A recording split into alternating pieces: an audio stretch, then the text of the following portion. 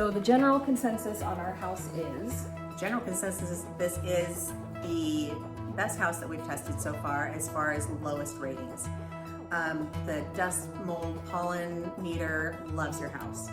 We got Good. really nice low readings everywhere with the exception of 2 rooms, and we already talked about that, the master bathroom and the laundry room, which have the most scented products in it. So that's understandable. That came up a little bit higher there. But overall, with things that you're already doing, with the air purifiers and the hardwood floors and the level that you keep your house clean, this is fantastic. It really is. So this is my overall air quality monitor. It's still calibrating, so it's not completely all the way set up yet.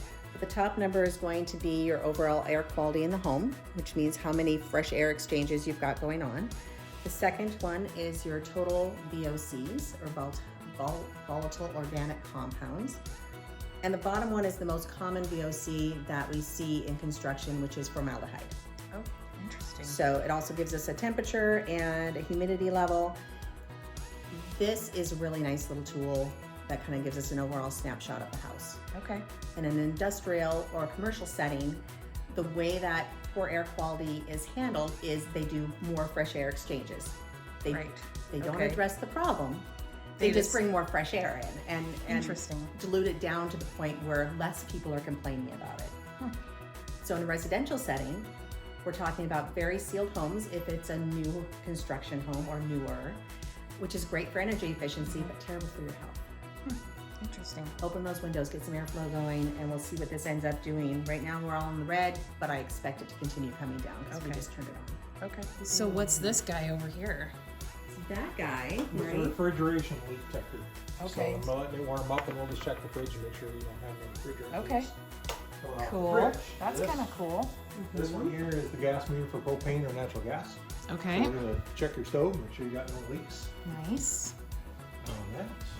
Stoves can give off, if they're not properly calibrated, they can give off quite a bit of formaldehyde when you use Oh, them. interesting. Yeah. I would have never known.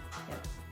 And that is actually, you know, the current thing with the administration trying to say, oh, no more gas appliances in the house. That's actually what's behind it, is Oh. because it does make the indoor air quality worse, and that is why we've seen such a large increase in asthma and allergies and breathing issues with kids in particular, because Okay. they're really, really sensitive to formaldehyde. Okay. Any electronics this will pick Okay. up, so like a circuit board in anything, it'll pick up. So don't do your refrigerator. It's picking up a little something here. Coffee pot. It's higher. Huh. It's higher Interesting. And then 2-wire cord. So Okay. Any 2-wire cord is going to produce more EMF Okay. because it doesn't have that third grounding wire in it. Okay. So, you know, the ones that have the 3 prongs, those are grounded. Yes, but not many plugins have the 3 Exactly. prongs. Correct. See, and then that's the Oh, top, that's- Your charging the little station. cube there. is the- Yeah. And you can Wow. see. So that's why you wouldn't want to have these near your bed at night. Okay. That's That's typically one crazy. that we find that people do. Yeah. So any sort of like a transformer. I'll be interested to see what your little thing says because I have one of those grounding mats. Do you? Yeah. Ah, good girl. Yay. So Yep. I don't know if it's plugged in, but I would like to know what Absolutely. if that's a positive thing or a negative thing. It does have the 3 prongs and a special grounding Perfect. thing. That So should be a great thing. okay. I've got grounding sheets on my bed, and Marty just ordered me some grounding pads to put by my sink and Oh. my where I stand to put my makeup on in the bathroom. Oh, cool. So Yeah. grounding is important to redo that natural flow. So Okay. it dropped from So that's in the also mid nice. 60s down to single digits. Okay. Wow. Interesting. That's impressive. So that's good. That so is it's well just worth taking doing. that in the air. I would not have thought it would have done that, but it makes Yeah, sense. I mean we're all the way down to 2 and 3.